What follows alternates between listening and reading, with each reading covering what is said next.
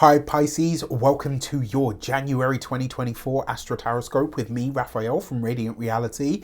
It's an absolute pleasure to have you. Thank you so much for being here. Thank you so much for joining me. Quick note, these readings are for your sun, moon and ascendant sign, though if you're only going to watch one, make sure it's for your ascendant. It's going to be that much more accurate for you on the day-to-day level. Remember, I am using whole sign tropical Western astrology for those of you that would like to know. And if you are a continued subby, you know Rafi loves you. And if you're new to my channel, please don't forget to like, share, and if you want some of that Rafi love, make sure you hit the subscribe button so that you're getting all of these weekly and special transit and your monthly updates. With that said, I would like to bless my decks of cards with all forms of love, light, peace, prosperity and abundance, and I pray that the messages that come through are ultimately clear and concise and they help you on your path to your highest vibrational good. So for the first transit that I want to look at for you over the course of January of 2024 is Mars, the planet of action, passion, excitation, irritation, anger, frustration, war, right, is coming into its sign of exaltation into the sign of Capricorn, which for you occupies the 11th house of your higher goals, your aspirations and visions for the future, your plans and your dreams for the future, as well as your group associations, your friendship ties, and even your social media presence. The other thing about the 11th house that's really fun, because the 11th is what we call as a derived house, it's the gains that you get from your 10th house, which is your career. So this could be actually really nice, right? Mars also, interestingly enough, rules your 2nd house of money, finances and resources, and it also rules your 9th house. This could be a friendship connection that helps you get serious about your finances. It could also be that you start wanting to perform at a much greater level in some regard, right? This is a future finance goal that you have got, that you're getting really seriously proactive about making happen. This could be you getting more energetic around friends and friendship ties and connecting with new friends as well. This could be wonderful. It's also highlighting the end of a friendship as well. Not a guarantee, but it will see you getting really honest about who's here for you and who actually isn't, right? And the thing about the 11th house with Capricorn energy, Mars is although Mars is exalted here, Mars is a malefic. It has a severing or a removal kind of energy. So this could be you breaking ties with certain groups, stopping to watch certain types of content online. It could see you sort of saying to yourself, yeah, you know what, by association with this person or this group or whatever, this is actually hurting me in this way. So it could be a moment where you're getting really honest with yourself about what your group connections are saying about you. For this, you have the Page of Pentacles. All right, nice. So there's you chasing your money. Then you've got the 7 of Wands, so you're getting really proactive about this. And then you've got the Knight of Wands, right? And then you're getting really passionate about it as well. I actually love this combination because it means that you're ready to start fighting for what is important to you and really going after it in a really much more powerful and a much more dynamic way. So right out of the gate on the 4th of the month, Mars comes into Capricorn, and this is you saying, right, I've got this financial goal. Look, right, that's you with the pentacle in your hand. And then saying, right, I'm willing to fight for this and I'm passionate about making it happen. I love this. One thing that I will say to you is the Knight of Wands is very much an initiatory energy. So this does suggest that you will have to jump in, right? You're going to, in order to make something happen, you will have to jump in to really get something moving. Okay, now on the 8th of the month, Mercury in your career house of Sagittarius is going to square Neptune, your modern ruler, in your sign, right? So these two coming into a connection like of this, right? So what this creates is what we call a square. A square is an energy of challenge, issue, conflict. Something that makes you uncomfortable enough to say, you know what, screw this, I'm not having this experience again. So it makes you proactive about doing something about it, which is great, right? So this is happening in your 1st house, Pisces is you, and your 10th house, which is your career. Mercury doesn't necessarily do great work in the sign of Sagittarius because it's in its full. So you need to watch out for that. And then it's in a tension energy with Neptune. Neptune can distort. It can see things really blurry, boundary less, right? And not in the good way. this is an energy of miscommunication, right, across your 1st and 10th houses. So this is miscommunication, and it's coming sadly, you know, potentially from you. There's something here about your home life or your family situation that's creating a barrier to your personal freedom and expansion. It could be a falling out with a family member. It could also be that there's something that you don't agree on, where you usually would just kind of toe the line and sort of go along with whatever it is. There's something about this where you're like, no, I'm putting my foot down, I'm holding the line here. This like a time where you're standing up for yourself finally, and I love to see this from all Pisceans, right? It's also possible that you're doing too much to convince someone else of something in your work life, when really you need to convince yourself, or you need to believe it yourself. So it's like, you know, in Shakespeare he says that methinks the lady doth protest too much, right? There's something here where it's like you're trying to say like, yes, look, I am marvelous, you need to be, you know, you need to recognize me and all the rest of it, but you don't really believe what you're saying. It's really about working from the inside and showing it that way, in like a more demonstrative kind of way. So for this, you've got the Death card, okay, with the Ace of Pentacles, okay, and the Eight of Pentacles. So this is definitely around your work and your career, because you've got the Eight of Pentacles. There's something here where it's like you want more money, you want more responsibility, you want more growth. And the Death card is showing here, especially next to the Ace of Pentacles, it says that your job, your work, what you do for work, it's going to change. Over the course of this next year, a lot of you will change your jobs. You'll change whatever your job is, whatever your career path is that you're currently on.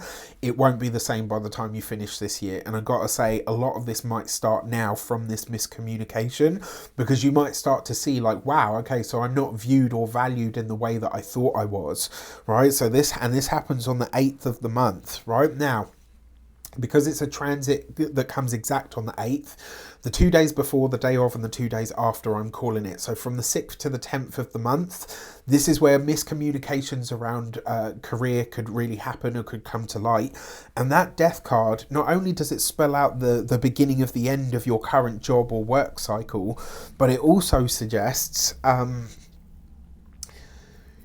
you might break ties with something or someone here, and it's like in doing so you really do discover a new sense of freedom, or a newfound sense of self. So it's, you know, it's going to be a powerful one for sure, that transit for a lot of you, because you are involved in it.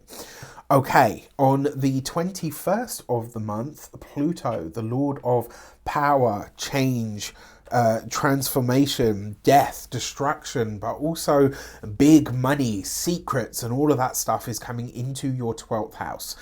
This is about as deep as it gets, right? It's a very potent transit, and once it's done, it's going to really get you delving deeply into who you are, right? And this is going to see you understanding your own psyche and soul that much better. It's an ideal time for therapy, because you'll be able to go really deep. I mean, like really bone or soul deep here. This is a time for you to start plumbing the depths of yourself and your psyche. It's a time where you're going to start really understanding what you want at a soul level, who you really are, and you know what's important to you, who's important to you. There can be incredible, and I mean incredible shifts that take place with Pluto moving through the 12th house. Now, from a sun sign perspective, at least, I've had Pluto moving through my 12th house for the last 15 years, so I can tell you how this transit has been.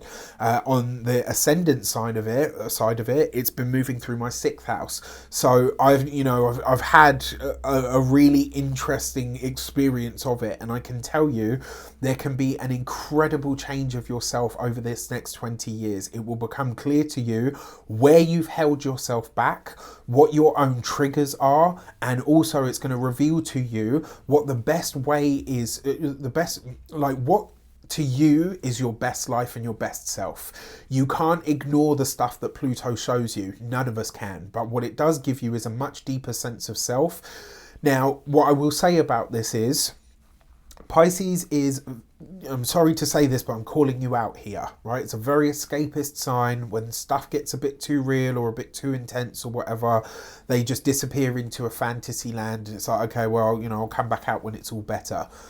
Pluto doesn't fuck around, and it's not going to allow you to do that. This, I can't deal with it, so I'm going to escape into my vices business. Pluto in the 12th house, self-sabotaging tendencies and behaviours. The things that you use to escape reality or to get out of situations that you can't handle or that you don't like, they're not going to have the same effect anymore. So effectively what this does is it's going to strip you back of all of your coping mechanisms and your crutches. And I should take coping mechanisms out because a coping mechanism it's not really that. All of your crutches, whether it's sex, drugs, rock and roll, spending money, booze, whatever it is, right? Binge watching TV shows, eating too much, whatever the case might be. All those things that you use to escape when life gets a bit too real, they're not going to have the same effect anymore.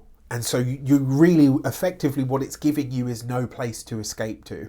And so you're going to have to look at this stuff to really allow it to come up, to delve deep. This is why I say to you, go to therapy, right? I've just spent the last year doing this myself, with Pluto moving through the final degrees of my 6/12th house. And I can tell you it's been life-changing. It really has. And, all of the things that I would usually use to escape just didn't even touch the sides anymore, right? So those old sort of crutches, they're going away now, right? And the way that you get ahead of this transit is by doing that work, right? It's time to get deep, it's time to get serious, it's time to get real.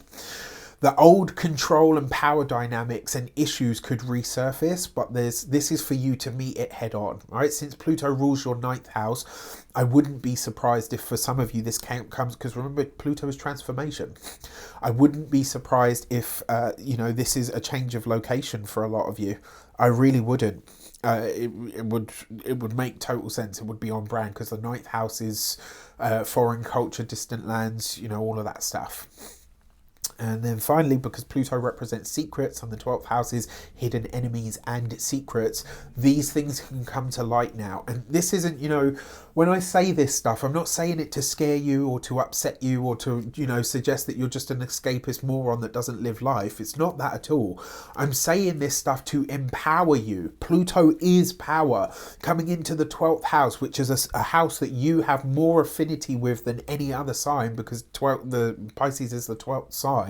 You have a chance here to really change your life over the next 20 years, and it starts now, right? You're going to have this right the way through to September the 8th. Then it comes back into the sign of Capricorn for about 2 months, and then at the end of November it comes back into the sign of Aquarius for the next 20 years. While this is going to take 20 years to perfect and to happen, so it's not overnight stuff, it is going to change you profoundly, and if you let it, it can empower you in a way that you never even thought possible. You've just got to be open to doing the work, and it's not going to be easy. I can tell you straight up, it hasn't. You've seen all of the health stuff that I've had, right? That's Pluto moving through the 6th house. Oh, you haven't been looking after your health, Raf? Oh, you've been working yourself to the bone and doing 12-hour days here, there and everywhere and not really paying attention to your health, Raf? Okay then, let me show you what that's about. That's Pluto moving through the 6th, right? If I even tell you about how I experienced it moving through the 12th house with all of the things that came to light and the secrets, but I've loved that because now that I know, and I can deal with it, right? Now, for this, you've got the Queen of Pentacles, you have the Strength card, and you've got the Hanged Man, right? So this suggests that not only are you going to move through this transit with grace, but you are going to understand the word self-care better than you ever have in your life. This is about you being really proactive and in a way getting what I would like to call constructively selfish, right? I'm here for it. The Strength card with the Queen of Pentacles, this is going to help you really look after yourself, but it's also going to help you improve your financial and your material experience. And with the Hanged Man there, providing you are willing to go soul deep, to do the work and just to go through the hard stuff, this can be a time of profound transformation and change for you. All right? Okay. As if that wasn't enough, Venus, the lady of pleasure and blessings and abundance and money and resources and pleasure and talents and skills and helping you shine, is coming into Capricorn. which is your 11th house, right? So again, that friendship sector is being highlighted for you. Now, at the same time as this, Mars is still going to be here in Capricorn, and Mercury will now be in this sign as well. This is a big build up in your 11th house, right, of friendships. This happens on the 23rd of January. Venus enters Capricorn. After all the intensity with friendships and maybe upheavals and potential removals, this will be a welcome break from all of it, right? Especially if it's felt like it's too much with Mars there. Mercury is here helping you parlay it all out, right? You're being able to talk about it. Venus coming in is doing the healing and the soothing and smoothing things over. Venus for you rules your 3rd house of Taurus and your 8th house of Libra, right? So there could be a job opportunity that connects you to bigger and better things. Financially, this is a moment to really think about who and what can help you change your life, but also how you can do that for yourself. Love it, right? This is a huge concentration of personal planet energy in your friendship zone and your future goals and plans. The 11th house is, what do you want from your future? This is where you get to dream, right? The Pluto in the 12th house, that's not going to allow you to escape. But the stuff that's happening in the 11th will allow you to dream your future. It has purpose. And because it's with the 11th house, it's going to have a practicality about it. That's how you get ahead, right? This is also a space in your chart that rules benefactors. So a supportive or helpful woman, likely to be a woman because Venus rules women, may make herself known for you at this time. And it's almost like you realize you've got an ally. And in that, it's like, okay, you know what? Now I can make a plan to move forward. For this, you've got the Chariot card, might come with an international slant to it. You've got the 4 of Pentacles, all right, that's the home and the dwelling, and then you've got the 4 of Cups. So 2 4s represents insomnia. I wouldn't be surprised at this time if you are having trouble sleeping. 1, because you've got so many ideas of things that you want to do and you're starting to create. And 2, because you've got Pluto in Aquarius now, right? So it's like, how do you process sleep? How do you utilize dream world? All of that kind of stuff is going to come up for review at this time. Now, the Chariot card with the 4 of Pentacles, this could be spending money on a new car. Because it is the Chariot with the 4 of Pentacles, get something good. Get something decent, get something that's going to last you. And I'll be honest with you, if you buy in with the 4 of Pentacles and the Chariot, it will be something that lasts, right? The 4 of Cups just suggests that it might be something that's a little bit more pricey than you had wanted or expected, but it will be worth doing. And then with the 4 of Pentacles and the 4 of Cups, this is, again, some kind of financial goal or vision that you have for your future, but very quickly you start to realize how this can be made real, all right? Now, let's have a look at your lunations. On the 11th of January, we have the annual Capricorn new moon, right? So, where are you, Luna? All right, you've got the new moon, the Capricorn new moon. This for you is in your 11th house. Friendships, friendship circles, friendship and group associations is the 11th house. It's those higher goals, aspirations, visions and dreams. This could be a new dream that you have. Maybe your dream has always been to ... And now all of a sudden with this new moon, you think, you know what, life is shifting, life is changing, and everything about me has to shift and change with it. And you know what? For that reason, I have new goals, I have new dreams, I have new visions for where I want to go. This could bring in new friends. You'll probably be seeing the results of this around the full moon in Capricorn in July. So you could be seeing new friends, connecting with new people, going to new places, maybe even through your work, very possible. And interestingly enough, the 6th house is ruled by the sun. And so the sun rules your 6th house, which is your work on that day-to-day level. So it could be changing.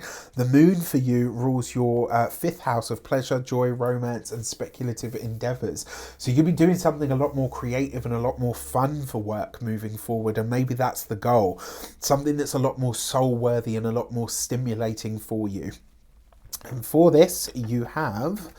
Dun, dun, dun.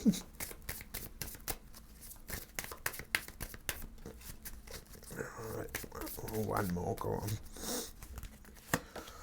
You've got the gate 13 and listen, right? This is about listening to your inner self. This is about trusting yourself on that inner level to really know, to really hope, to really believe in your future, and to trust those inner prompts and nudges that you're getting around your friendships, around connections that you could make. And even if you're one of those really shy Pisces people, this is about, like, if you get that nudge, go and talk to that person. Try and make them a friend or a collaborate, or, you know, connect with them. Listen to it. You're going to get so much out of it. I promise you. Just listen to the pushes and the nudges that you get and go after it. And then finally, on the 25th of the month, we're going to have the annual Leo full moon in your sixth house of work, your day-to-day habits, your routines, your rituals, the things that you do consistently, what and how you maintain your life, your physical health and vitality, and all of that good stuff. So really, really very interesting, right? I mean, this month's astrology is quite intriguing, and that's why I picked the transits that I did to look at. And for this, you've got the gate 16 and enthusiasm. This is, look at, right, you saw the energy. This is enthusiasm. It's that childlike wonder that just erupts out of you when you do something that you love, right?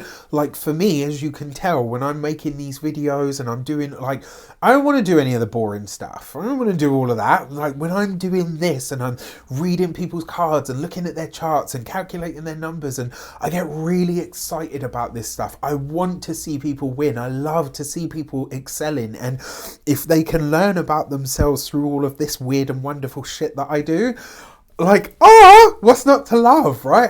Like, how can you not love that? Like, I love what I do. I feel so privileged to be able to do it and to bring you guys this stuff. And the way that you guys support me by booking readings and watching and sharing and all the rest of it, it really means the absolute world to me. And so I hope I can pass on that childlike sense of wonder to you. If you are not feeling that joy in your work, it's time to ask yourself some of the hard questions about where you go from here. That full moon is going to show you what you love, right? What you love that gets you fired up like Raph in his videos, right? That full moon in Leo on the 25th of January in your 6th house is going to show you what you really love, what you're meant to be doing on a daily basis that is going to get you fired up and switched on. Don't get me wrong, I have my bad days. You know, there's some days where I'm tired, or I haven't slept well, or, you know, I've got other shit going on with family, or, you know, whatever the case might be. You know, I feel it, but still, here at the table, that's home. All right, so, ooh, made me all emotional, all in the feels, right? I hope you are able to find that within yourself. And I hope it brings you all that you need, all that you require, and all that you desire. That full moon is going to be one of fun, pleasure, joy, you know, and all of that good stuff. And it's going to show you what you need to be doing on that day-to-day level for your work in order to feel it. Right, so if you love the way that I do astrology, if you are feeling like you want one of these Astro Tarot sessions with me, you can get that on the link in the description box below. 75 minutes, cards, astrology, you, me, your chart. Let's get into it. So you can get that and all of my other wonderful services on the links in the description box below. As you know, I've got plenty of free resources out there as well. All of those are in the links in the description box as well. Have a fantastic 2024. January 2024. Take care, and I will see you soon. Oh, and let me know in the comments how it shapes up.